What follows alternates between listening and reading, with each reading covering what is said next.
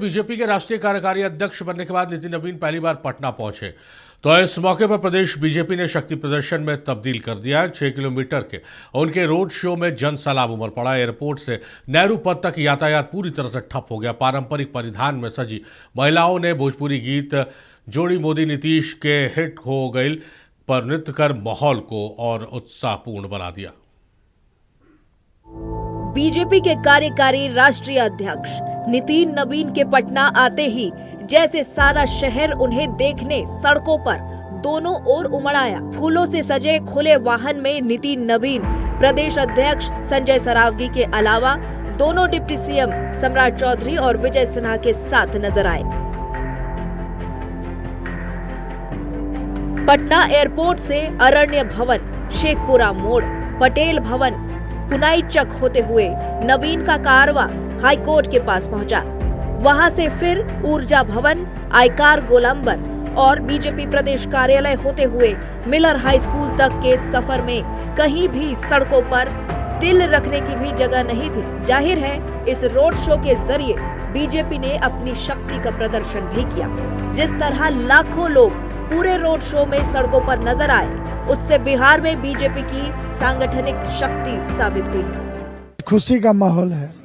हम बिहार के युवा वर्ग सारे आज खुशनसीब हैं, गर्व महसूस कर रहे हैं कि राष्ट्रीय नेतृत्व ने एक 45 साल के युवक पर इतना भरोसा जताया है और रियल में ये भारतीय जनता पार्टी में ही संभव है कि एक छोटे से छोटे संगठनकर्ता को भी राष्ट्रीय नेतृत्व प्रदान किया जा सकता है। इससे बड़ा खुशी का क्या आज कह नहीं सकते कि हम लोग कितना खुश हैं। नितिन नवीन को देखने के लिए पटना में इस तरह लोगों की भीड़ जुटी कि सड़कों पर जाम लग गया। यहाँ तक कि मंत्रियों, सांसदों और विधायकों को अपनी गाड़ी छोड़कर पैदल चलकर एयरपोर्ट पहुँचने वालों में सूबे के डिप्टी सीएम और प्रदेश अध्यक्ष तक शामिल थे। पटना एयरपोर्ट पर एक नजारा ये भी देखने को मिला कि एयरपोर्ट की ओर जा रहे बीजेपी के कुछ कार्यकर्ता घोड़े पर चढ़कर जा रहे थे। इसी दौरान एक घोड़े ने अपने सवार को पटक दिया और वो कार्यकर्ता घायल हो गया। नितिन नवीन में प्रतिभा को परखने की क्षमता है और वे बेहद दूरदर्शी हैं। उनमें कैसी दूरदर्शिता है, इसे इस तरह समझिए कि 2010 में बीजेपी की राष्ट्रीय कार्यकारिणी की बैठक में शिरकत करने गुजरात के मुख्यमंत्री नरेंद्र मोदी आए तो मुख्यमंत्री नीतीश कुमार ने अखबार में छपे एक विज्ञापन पर गहरी नाराजगी जताई और बीजेपी नेताओं के लिए डिनर का कार्यक्रम रद्द कर दिया।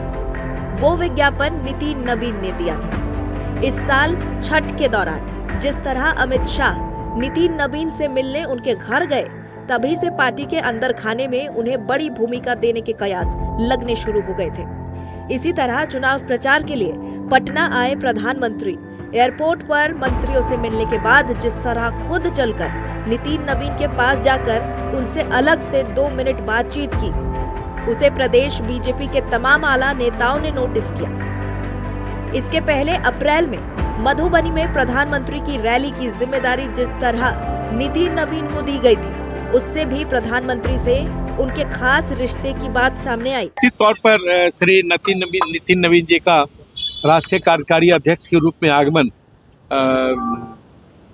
पूरा बिहार आज गौरवान्वित है, उत्साहित भी है और एक बड़ा अवसर पार्टी ने सम्माननीय श्री नितिन नवीन जी को और बिहार को दिया है।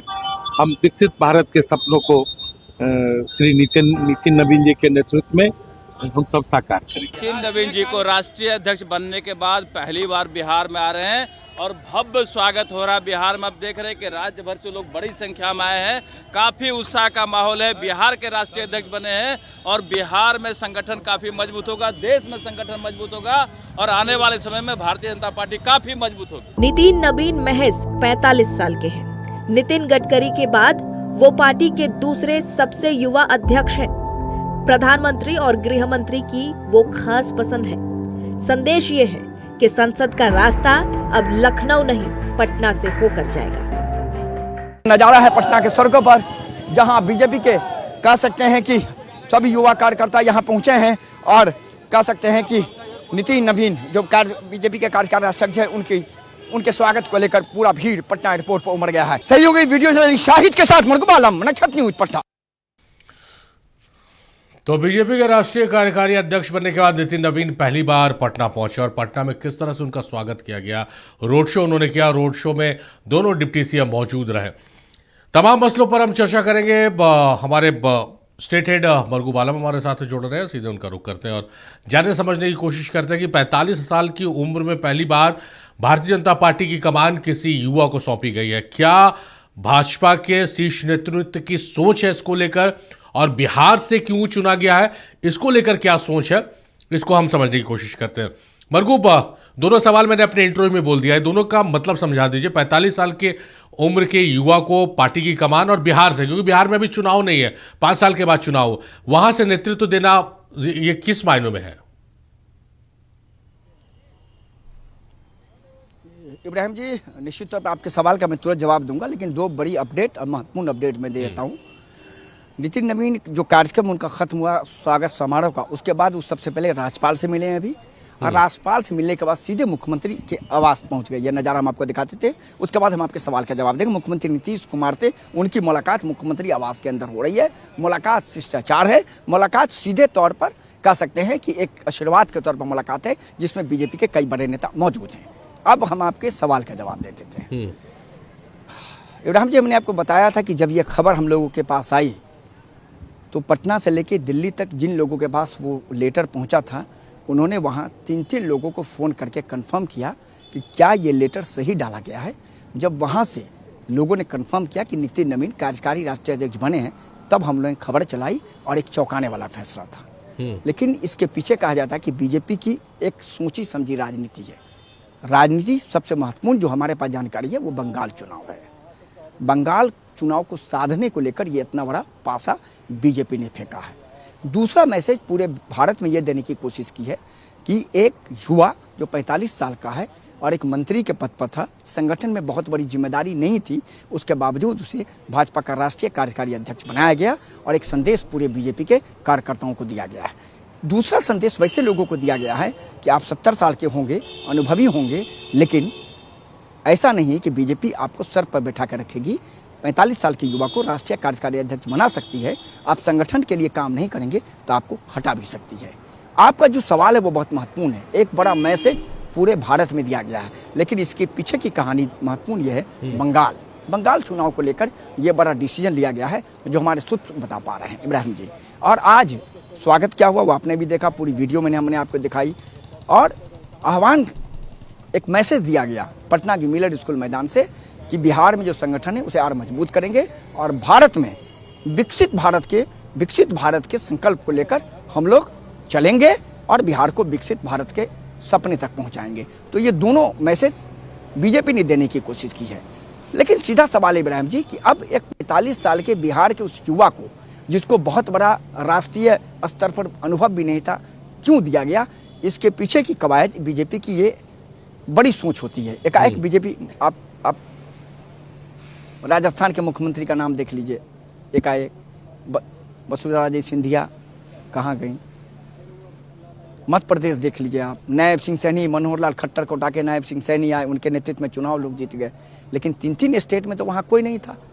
मनोहर यादव कौन जानता था उन्हें? कोई नहीं जानता था। तो बीजेपी का ये एक बहुत मैसेज है और एक बड़ा सोच है, उसके पीछे एक विस्तृत कार्यक्रम रहता है बीजेपी का, और उठा करके देखिए आपको पता भी चल जाएगा। तो इब्राहिम जी, एक बहुत बड़ा मैसेज देने की पूरी कोशिश बीजेपी ने की है इस युवा को उस गद्दी पर बैठाकर। और कहीं ना कहीं बिहार से वो मैसेज है जिसके बारे में ये कहा जाता है कि बिहार ज्ञानों की धरती है और बिहार राजनीति की धरती है। तो एक बड़ा मैसेज है, लेकिन सवाल है कि ये मैसेज राजनीतिक टीकाकार का मानना है कि भारतीय जनता पार्टी ने इतना बड़ा फैसला बंगाल चुनाव को देखते हुए लिया है। अब उसके पीछे की क्या राजनीति है ये टटोलने की कोशिश की जा रही है जरूर, लेकिन ये फैसला आसान नहीं है, ये फैसला मामूली नहीं है। ये फैसला संगठन के उन सभी नेताओं को भी है जो बहुत अनुभवी होंगे, लेकिन अगर संगठन मरगूब, एक चीज यहाँ समझाइए तो मरगूब, समझने की आवश्यकता ये है कि जब पत्रकार मैं जब इस चीज़ को सोच रहा था, समझ रहा था, तो मेरे मन में ये सवाल आ रहा था। और देखिए, इत्तेफाक कि आप मुझे मिल गए, क्योंकि बेहतरीन तरीके से आप सवालों का जवाब देते हैं मरगूब। सवाल ये है कि क्या जनवरी जेपी नड्डा के नाम पर बहुत सवाल उठ रहे थे और उन सवालों का जवाब प्रधानमंत्री तो खैर देते नहीं, अमित शाह को भी देते नहीं बन रहा था। तो क्या जनवरी में जो चुनाव होना है तब तक कार्यकारी अध्यक्ष रहेंगे? पहला सवाल ये। दूसरा सवाल ये है कि अगर उसके बाद कमान इनको दी जाती है, स्थायी कर दिया जाता है, इनको राष्ट्रीय अध्यक्ष बना दिया जाता है, तो क्या नितिन नवीन, क्योंकि आप ज्यादा बेटर उनको जानते हैं, कि उस कैरेक्टर उस नेचर के हैं कि रबर स्टैम्प की तरह काम करेंगे, या फिर नहीं स्टैंड लेते हैं, अपने डिसीजन पर स्टैंड लेते हैं और आगे बढ़कर चीजों को करते हैं? नहीं, बीजेपी में अगर आपको डिसीजन लेना है तो आप प्रधानमंत्री नरेंद्र मोदी और अमित शाह के सहमति से ही डिसीजन लेना पड़ेगा, ये कन्फर्म है, इसमें कोई बट नहीं है। वहाँ पर आप जेपी नड्डा को बैठा दीजिए, वहाँ पर आप मनोहर लाल खट्टर को बैठा दीजिए, वहाँ पर आप शिवराज सिंह को बैठा दीजिए, वहाँ पर नितिन गडकरी को बैठा दीजिए, वहाँ पर आप और किसी को बैठा दीजिए, लेकिन जब तक किसी भी मामले में दोनों बड़े व्यक्तियों की सहमति नहीं होगी, आप डिसीजन नहीं मेकर नहीं बन सकते, ये कन्फर्म है। ये तो नितिन नवीन ने, मैंने बड़े बड़े नेताओं का नाम आपको बता दिया, हमने राजनाथ सिंह का भी ये नाम बताया। राजनाथ सिंह की छवि बहुत स्वच्छ है हर मामले में, लेकिन अगर वो भी अगर इस पद पर आते हैं अगर आते तो उनको भी दोनों लोगों की सहमति के बाद ही कोई बड़ा डिसीजन लेना पड़ता। ठीक है, आप छोटा मोटा संगठन में बना लें, आप प्रदेश अध्यक्ष ये सब, वो ठीक है, उतना चल सकता है, लेकिन अगर बड़े डिसीजन आपको लेना चाहिए। दूसरा, आपने एक बहुत अहम सवाल का, जेपी नड्डा, आपको याद होगा कि उसी लोकसभा में अखिलेश यादव ने कहा कि ये क्या बोलेंगे, इनसे एक अपना राष्ट्रीय अध्यक्ष नहीं चुना जा रहा है। और अमित शाह ने तुरंत उठ करके कहा कि आप लोग तो 12 लोगों के लोग हो, उसी फैमिली में से एक को चुनना है, हमारे तो करोड़ों लाखों कार्यकर्ता है, हमने उसी में से एक चुनना है।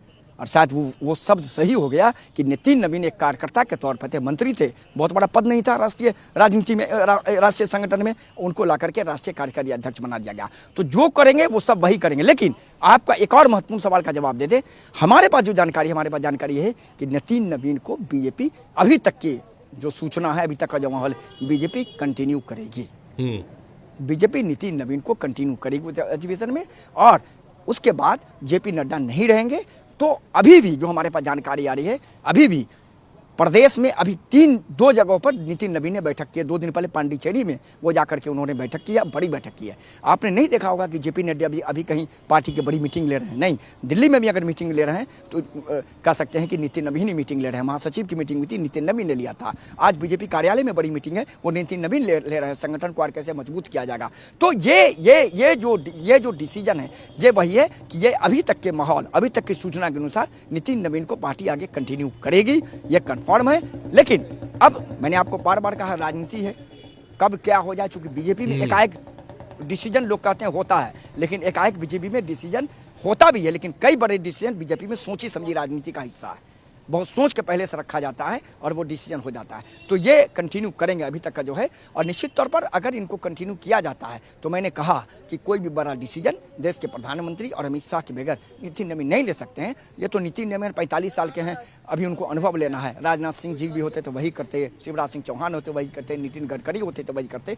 उन दोनों आदमी के सहमति के बाद भी आप कोई नेशनल लेवल पर बहुत बड़ा बदलाव कर सकते हैं, अन्यथा आप नहीं कर सकते, ये कन्फर्म मान लीजिए। लेकिन कंटिन्यू करने की हमारे पास जानकारी है कि नितिन नवीन को कंटिन्यू किया जा सकता है। जी इब्राहिम जी। चलिए मरगूब, कंटिन्यू हो सकते हैं, और आपने बहुत जाहिर सी बात कही कि अगर कोई बड़े डिसीजन लेने, कोई बड़े फैसले लेने, तो बिना अमित शाह और बिना प्रधानमंत्री नरेंद्र मोदी के कंसर्न लिए आप फैसले नहीं ले सकते हैं। फॉर दैट मैटर खट्टर उसमें आके बैठ जाए या राजनाथ सिंह क्यों ना आके बैठ जाए, आपको फैसले के लिए ऊपर दरवाजे पर जाना ही पड़ेगा।